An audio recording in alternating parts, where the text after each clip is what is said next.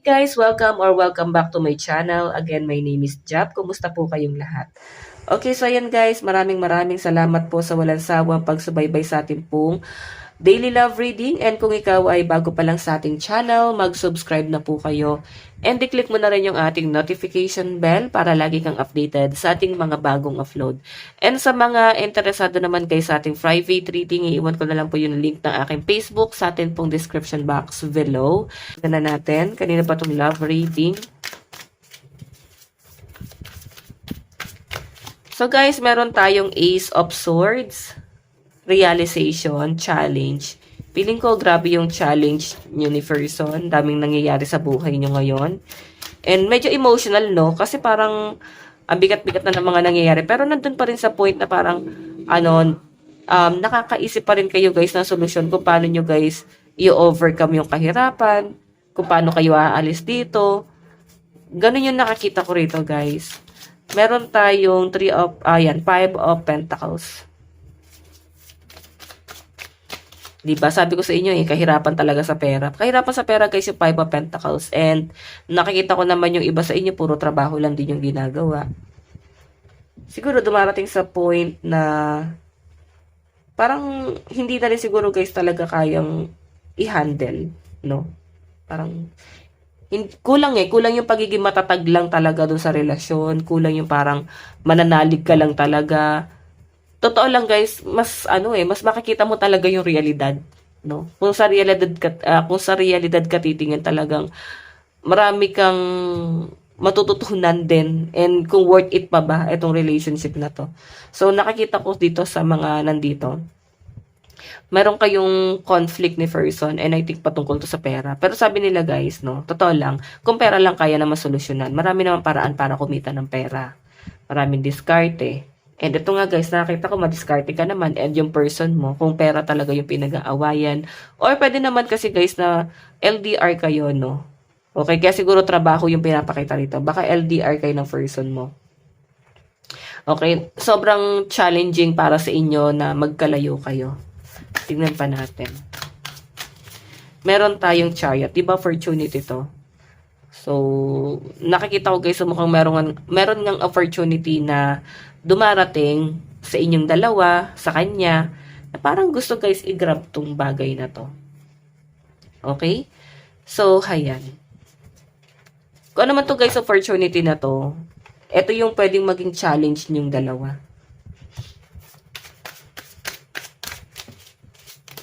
Meron tayong Queen of Swords.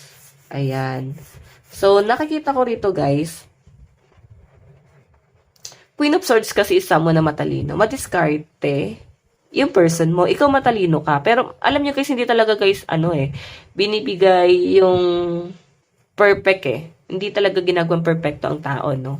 Pag may matalino kasi guys, kulang naman sa diskarte. Pag may madiskarte naman, kulang naman guys sa kaalaman. 'Di ba? Ibig sabihin, perfect pa rin kasi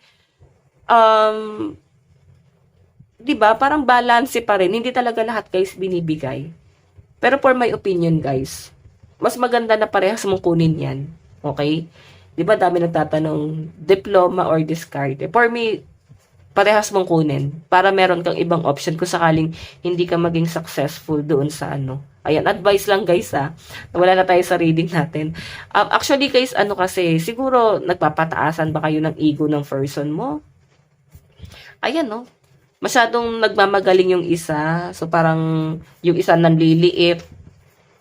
Kasi ikaw may pinag-aralan kay matalino ka, magaling ka, baka kaya may sagutan kayong ganyan. 'Di ba?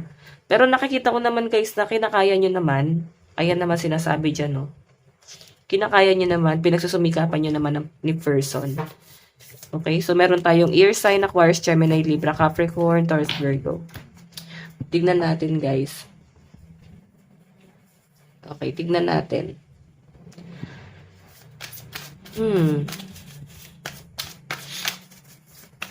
Ano yung nararamdaman ni person sa'yo? Pabago-bago ka daw mag-isip. Oh, pinagbibintangan mo siya. Tignan mo naman ilan yung babae nandyan. Queen of Wands, Queen of Cups, and Queen of Swords. So, tanggalin ko lang guys sarili ko. Nakalimutan kong tanggalin. Okay. So, galing kasi ako sa labas. Ayan, guys. Queen of Wands, Queen of Cups, and Queen of Swords. So, marami siguro siya babae or lalaki. Nanlalalaki ba? Nambababae ba? Nakikita ko kasi guys dito na parang nandun yung pagdududa. Hindi talaga ano yan, may aalis, lalo na pag LDR. Okay? Ramdam ng person mo pinagdududahan mo siya. Okay, lagi ka daw nagdududa. Pero, feeling ko totoo naman. O hindi feeling talagang totoo kasi lumabas dito, guys. Ayan. So, nararamdaman sa'yo ng person mo. Hindi mo alam. Baka nagagawan ka na ng masama, nilalagay ka na sa third party. Tingnan natin, guys. Ano naman ang tingin sa'yo ni person? Lagi mo daw siyang inaaway, Nahihirapan siya dito sa relasyon nyo kasi lagi mo daw siyang inaaway. Okay? Kumbaga parang ang hirap na para sa inyo na i-work out pa itong relationship na to. Sa malinaw na nasasagap ko dyan. Okay? Parang patoxic na to, guys. Pero siguro kasi ikaw, kinaklaro mo lang, di ba? Parang, niloloko mo na ako dyan sa malayo. Yun, para magkalayo. Niloloko mo na ako dyan sa malayo. Or pwede naman, guys, na kung magkalapit lang naman kayo, parehas kayo abroad, hindi mo maiwasan mag-overthink talaga. Ito yung madalas pinagtatalunan nyo, guys. Yung mga pagdududa. Or meron naman kasi talaga na history na. Okay? Nagkaroon na siguro kayo ng history nito ni person. And hirap ka na magtiwala sa kanya. Tignan natin ano naman yung okay, ano naman yung magiging action ni person. Maghihiwalay kayo nito, guys. Mag-iingat ka, ha. Huwag ka masyadong magbibigay dito sa taong to. Though, nakikita ko naman guys na mapagbigay at mukhang hindi naman madamot. Pero, yun nga guys, para wala kang pagsisisihan, no? Huwag mo ibibigay yung buong pagmamahal mo sa kanya kasi nakikita ko guys, siya rin yung magiging dahilan kung bakit kayo maghihiwalay, Okay? May nakikita akong hiwalayan dyan. Tingnan natin, ano naman yung magiging outcome. Page of Swords and, naku. Hermit. Ayan, ito yung magiging regret niya, guys. May plano kayo magpakasal or kasal kayo. Pwedeng matagal na yung relasyon nyo. Tapos, naputol lang dahil sa third party. Three of Cups. Okay, Page of Swords. Nakikita ko dito, guys. Nare-realize niya rito na yung mga plano nyo, pangarap nyo, na parang hindi, guys, natuloy. Hindi na natupad. Okay, kasi nga, parang naghiwalay din po. Okay? Sige, tignan natin guys. Ayan, sa side ni Verso, tignan natin ano yung malalakas na zodiac sign. Wait lang guys, kunin ko lang yung meron tayong Taurus, Capricorn, Leo, and Pisces. Meron tayong Gemini, Aries, Taurus, Cancer, and Scorpio. Scorpio, Leo, and Virgo. Okay, tignan natin sa side mo. Ano yung nararamdaman mo? Meron tayong Page of Wands. Communication taray. Parang dami naliligaw sa inyo. Madami nagkakagusto sa'yo. Parang, pass, hanap ng iba. Marami naman dyan. Focus sa kaperahan. Ganun yung nakikita ko sa energy mo. So, yung nararamdaman mo kay person, isa lang din talaga siya sa option mo. Parang ganun. So, hindi ka manghihinayang dyan sa taong yan. So, pinapakita po sa akin dito. Okay? So, ayan. Nararamdaman mo sa kanya, pwede magbago Parang titignan mo lang siya, may isip mo lang siya, pero minsan, di mo namamalayan, bigla kang nag-overthink. Diba? Hindi mo namamalayan na para kang tulala dahil lang iisip mo siya. Okay, pero alam nyo guys, marami nagkakagusto sa inyo.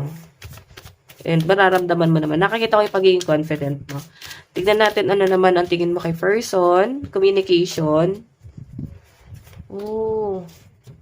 Sa itong nangungulit, meron ako nakitang communication dito. Or pwede iba sa inyo, wala kayong communication talaga. Kasi stuck ka dito Okay? Di kayo nag-uusap kayo, parang nag-overthink ka. So, pwedeng desidido ka na maghiwalay kayo Yun nga lang guys, biglang hindi ka na nireplyan siguro.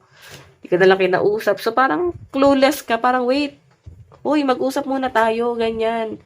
Final na ba talaga to? So, parang ikaw pa yung naiwang lutang doon sa sitwasyon. Okay? So, hayan. Tignan natin ano naman yung magiging action mo.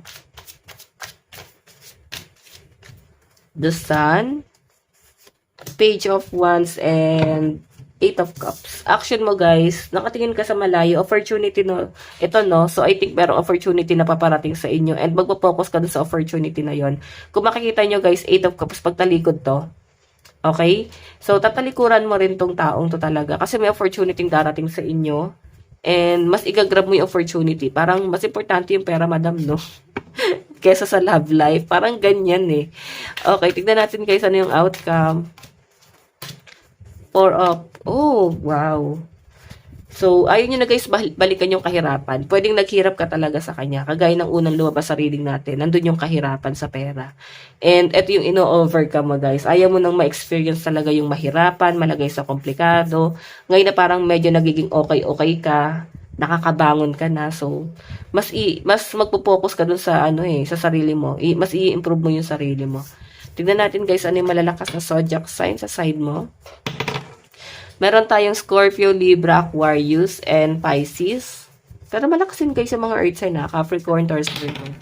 Meron tayong Scorpio, Virgo, Sagittarius, Libra, and Leo, Capricorn. Ayun, sabi ko sa inyo malalakas ang mga... Katayo guys ng dalawang card.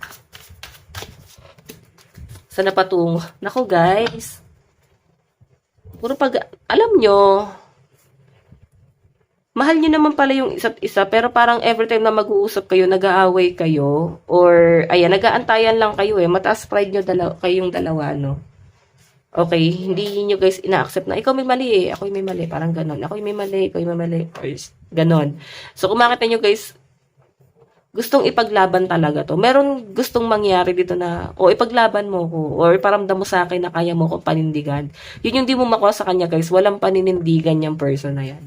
So, tignan natin guys, love advice. Ayan, fire sign to, Aries, Leo, Sagittarius. Meron kang inaantay na magbago sa kanya. Meron tayong healing family issue. So, I think meron kayong family, and sobrang naapektuhan na yung mga anak nyo, no? And mga kamag-anak, pamilya, mga magulang, deception. Kasi nga nagkaroon guys ng deception. Okay? Meron tayong stay optimistic about your love life. So guys, ang nakikita ko dito, mas nagpo-focus ka talaga sa mga positive. Yun yung mas tinitignan mo talaga dito. And finances and career. Ngayon, parang kung tatanggapin mo siya, humingi siya ng tawad, hindi lang sa'yo. Kasi pwedeng sa kahihiyan na ginawa niya, na nagkaroon nga siya ng third party, na tama naman pala yung mga hinala mo, na parang ikaw pa yung ginawa niyang baliw-baliw, ikaw pa yung ginawa niya guys sinungaling. Nasa kanya naman pala yung pagkakamali. Okay? Ayan healing family issue. Gusto mo siya guys na humingi ng tawad doon sa pamilya mo. Mag-sorry doon kasi nahihiya ka. Parang sa'yo okay lang kaya mong patawarin Okay, or kaya mo guys na wag nang isipin. So yun guys, ito lang po inyong daily love reading. Bukas po ulit. God bless and love you all. Bye bye.